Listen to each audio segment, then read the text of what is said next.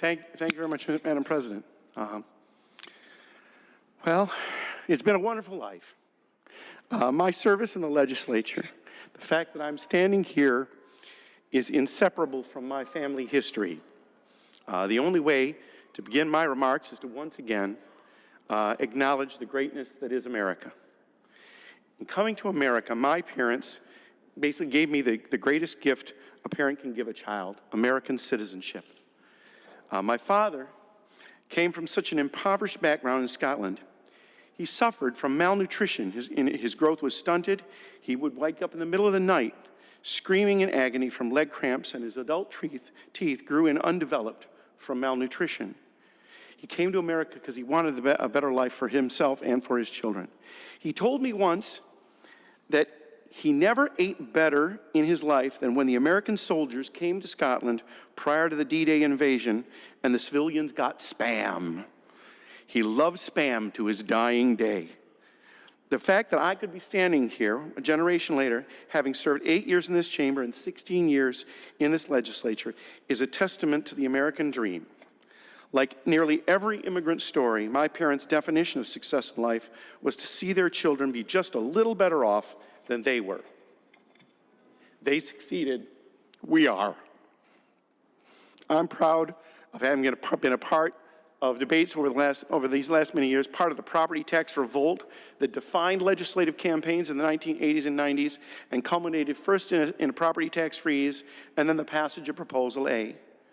I also am proud of the vote we cast in September of 1991 to end general assistance welfare for single able-bodied adults, freed many from dependency, and triggered welfare reform efforts all over the United States. But those welfare reform efforts started in Michigan. My philosophy of government service to my constituents has always been the same.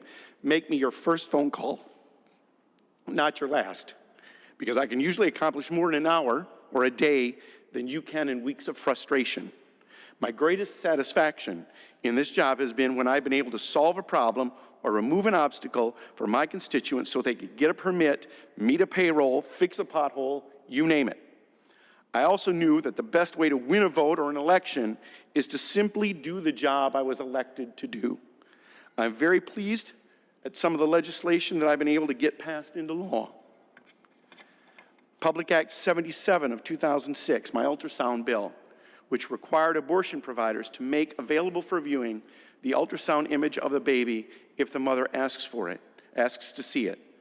One moment I will always remember was when I received a phone call from Ed Rivet of Right to Life in Michigan, who wanted me to know that one of their sidewalk counselors had informed a young woman of her right to see her ultrasound. She did, and made the choice not to abort her child. We all work diligently here every day in the fervent hope and belief that our efforts will benefit the lives of our citizens, and I believe we do.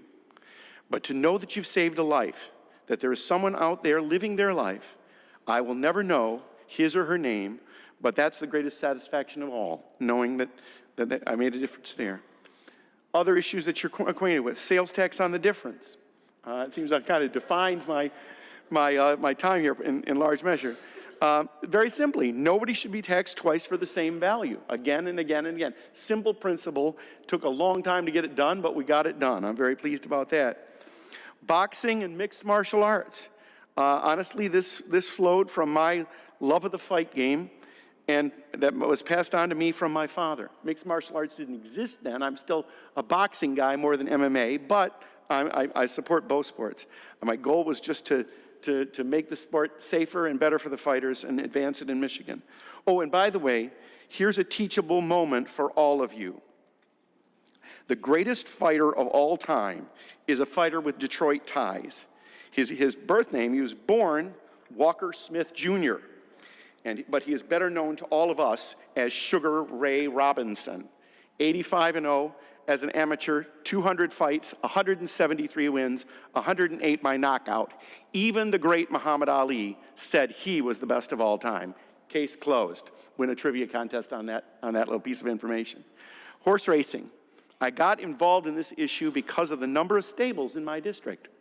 And because a dear friend of mine moved to Kentucky, fell in love with horses, and got me hooked on the sport. I'm very pleased about that.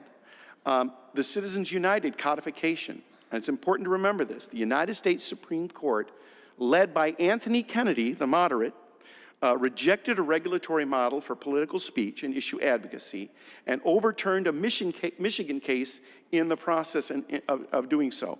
We, I believe, as a state, were duty-bound to place those protections for First Amendment rights in statute. Individual legislation is important for me to be sure, but my view has always been that the most important work that we do and the aspect of the job that I will remember most is the conversations we've had in the caucus room. Why? Because for me, the most important battle every day is the battle between two different governing philosophies that our political parties represent. I've spoken little from the floor, but my colleagues have no difficulty recognizing the sound of my voice in the caucus room. Maybe when I call caucus, they don't recognize my voice, but in the caucus room, they have no difficulty recognizing it. I let my vote do my talking for me in committee and on the Senate floor. To me, the R's and the D's always mean something because philosophy always matters. Honestly, in my heart, I've always been an ideological or partisan kind of political warrior. I suppose if I'm to be remembered for anything, I would hope it would be this, that I won some very tough elections under difficult conditions at critical times in our state's history. When I ran for office in 1990, we Genesee County Republicans had nothing. No thing. No representatives, no senators, nothing. Genesee County Democrats, my good friends, had no conception of defeat. I was determined to reacquaint them with it. Honestly, I wanted to be nothing less than a wrecking ball through the Genesee County Democratic Party. I'm an incumbent now, but I will always have the heart of a challenger.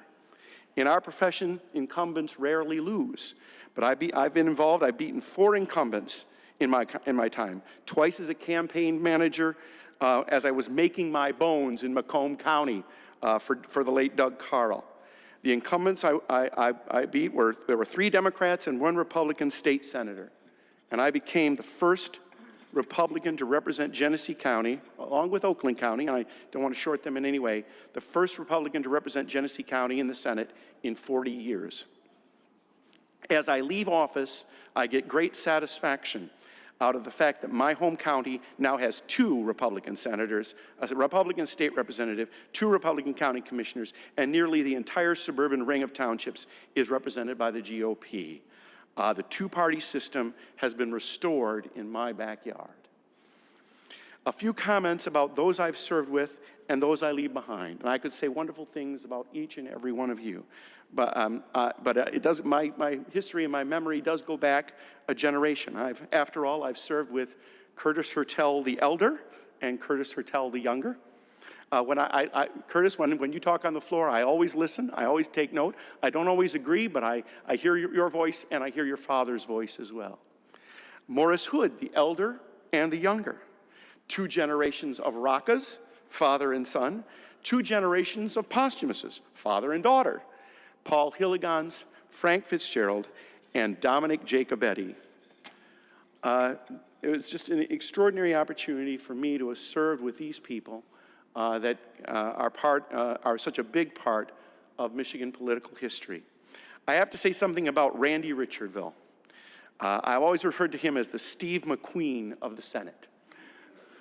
He's the Cincinnati Kid, Virgil Hiltz, and Frank Bullitt all rolled into one. He even bought the car, the same car that was used in the famous chase scene in that movie. Never was there a man more suited for and at home in the spotlight. He's a truly dynamic individual, and I'm honored to have served with him. Arlen Meekoff, the perfect counterpoint to Randy stylistically. Cool, calm, professional, the model of quiet effectiveness. A gray beard, literally and figuratively, Thank you, Arlen, for supporting me in my work and all of us in our chairmanship duties and for being a great leader. Jack Brandenburg, my dearest friend. We've heard a lot about Jack in these farewell speeches over the last little while. The living, breathing personification of Macomb County politics. Hey, how you doing? No, I'll say this, and then I mean this with great affection. He's the only guy I know who could have a campaign slogan, hey, I'm Jack Brandenburg, vote for me or I'll kill you. He comes off as a tough guy, but he's really he is a gentle-hearted soul, to be sure, all the way down. But we've been fighting for tax cuts our entire time together, and we're going to do it right to the end, aren't we, Jack? So then we'll ride off into the sunset together. He's much taller in the saddle than I am, but nevertheless we will. Joe Hune, I'm going to miss that cackling laugh. He is the happiest man I have ever met, and he's teaching me about being happy in life, because he certainly is every day. I will miss him very, very much. Tory Rocca, I'm sorry he's not here. He's been my seatmate for 8 years. He is his father's son. No man has a better handle on his district. He's a soft-spoken political genius. Tom Casperson, my dear friend, I wear my honorary Uper designation with pride. You have done so much good for our state and single-handedly reshaped the political landscape of the Upper Peninsula. You're a great friend. Tanya, I love you. That's as much as I'll say. Margaret, the best is yet to come for you, that's for sure. Patrick Colbeck, the good word, the greatest word, will always be John 3:16.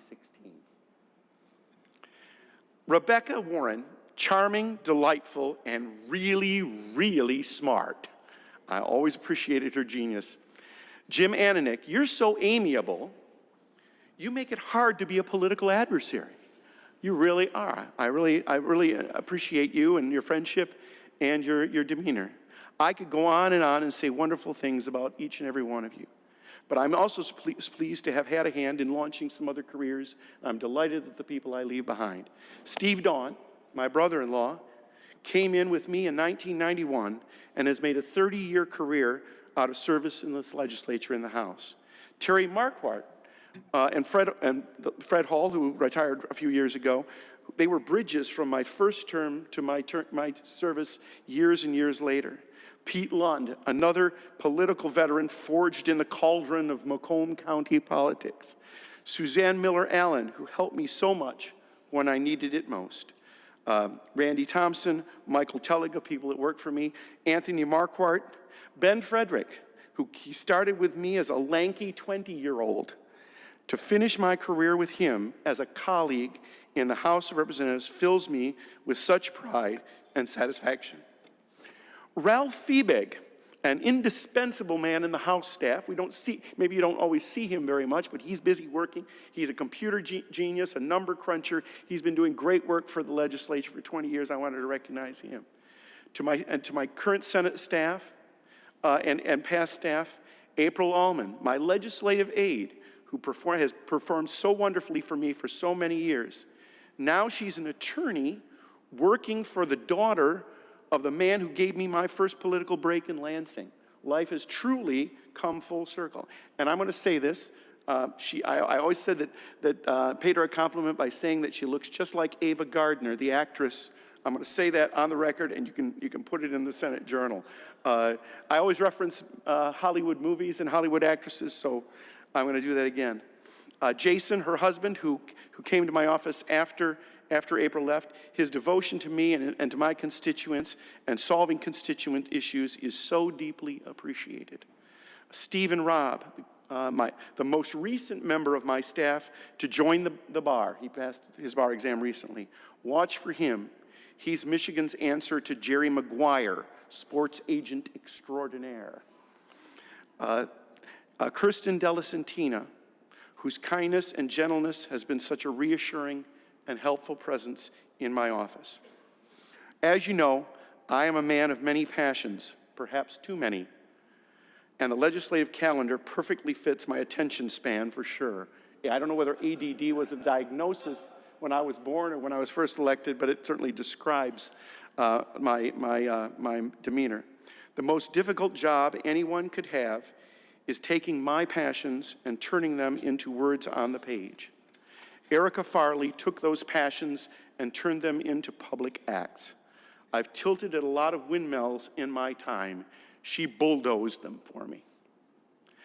And I want to thank her for that. Now is the time for all good men to come to the aid of their party, to come to the aid of their country. We have all heard that phrase before. But there's one man who personified it like no other. When I gave my farewell address to the House of Representatives, he was sitting next to me on the House floor.